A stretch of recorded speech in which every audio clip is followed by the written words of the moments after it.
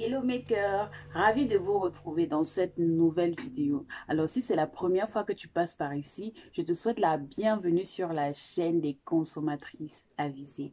Ici on parle de santé, de beauté et de beauty business. Si l'une de ces trois thématiques t'intéresse, alors n'hésite absolument, mais alors absolument pas à t'abonner à la chaîne et n'oublie surtout pas de cliquer sur la cloche de notification, comme cela tu ne manqueras pas nos prochaines publications.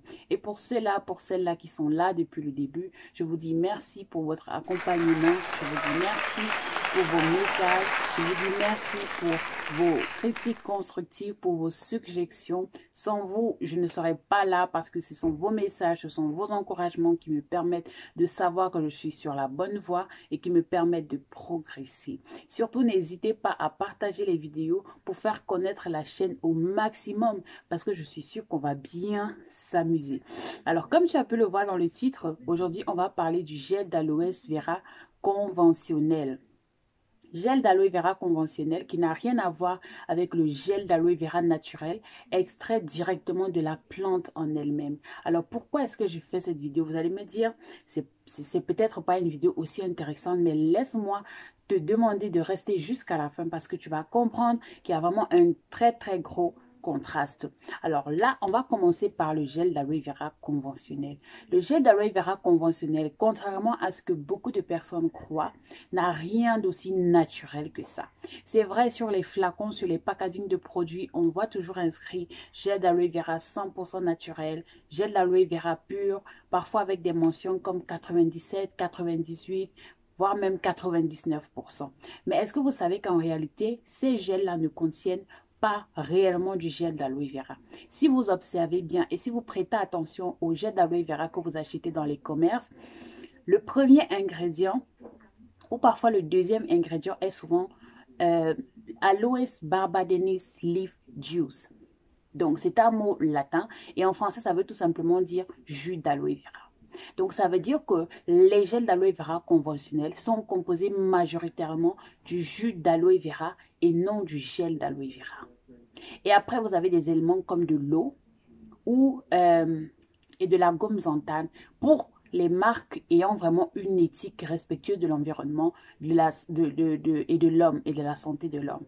Et après, il y a d'autres marques qui n'ont pas une éthique comme celle que l'on souhaiterait, où vous allez retrouver d'autres substances controversées comme du phénoxyéthanol, etc., etc., du disodium et du DA, et j'en passe.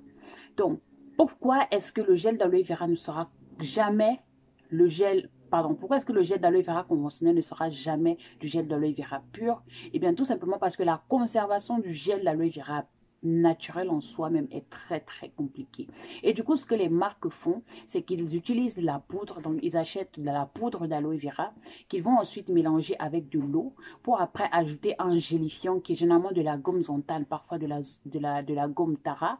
Après, et ajouter des conservateurs comme de la vitamine C ou bien voilà, comme du phénoxyéthanol que l'on retrouve dans certains produits. Donc voilà, à partir d'aujourd'hui, vous savez que si vous achetez du gel, si vous prenez la résolution d'acheter du gel d'aloe vera conventionnel, au moins vous savez exactement ce qu'il y a à l'intérieur. Après, pour le gel d'aloe vera naturel, je pense que tout le monde le connaît.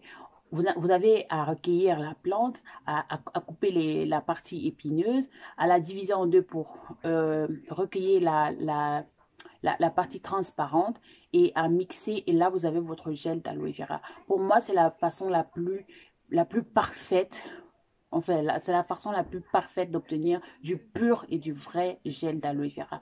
Et c'est encore mieux si l'aloe vera, votre plante d'aloe vera, vous l'avez cultivé vous-même ou alors que vous l'avez acheté dans un magasin bio. Ça voudrait tout simplement dire qu'il n'y a pas de substances controversées parce que vous savez également que pour la culture de certains produits, on utilise des substances toxiques, des produits chimiques qui parfois modifient la sphère du produit et modifie également et altère également les bienfaits que cela peut avoir sur votre peau. Donc, maintenant, ce que je vais dire, c'est que l'aloe vera conventionnel, je ne suis pas en train de vous dire d'arrêter d'utiliser l'aloe vera conventionnel parce qu'il y a beaucoup de marques qui ont vraiment du gel d'aloe vera pas vraiment pas pur, mais du gel d'aloe vera convenable. Donc, des choses que vous pourrez vraiment utiliser au quotidien sans problème. Mais le truc, c'est que les mentions 100% naturelles, 100% pures, sont un peu pour moi superficielles parce qu'elles ne reflètent absolument pas la réalité.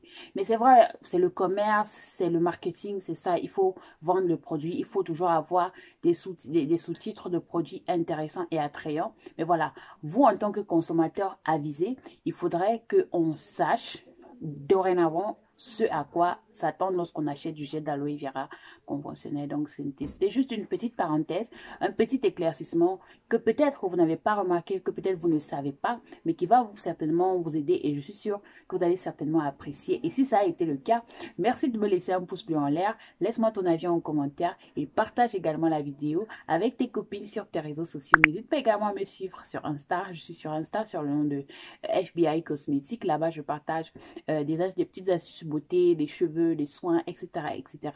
Je donne mon avis direct sur les produits et tout un tas de choses. Bon, avec le temps, on va ajouter d'autres rubriques et je suis sûre que ce sera super intéressant. Alors, si tu veux faire partie de la team, n'hésite absolument pas ici. Voilà. C'est le paradis, c'est le bonheur, c'est la liberté, mais la liberté en respectant celle des autres. Alors, si c'est fait, je te dis merci et à la prochaine vidéo. Bye!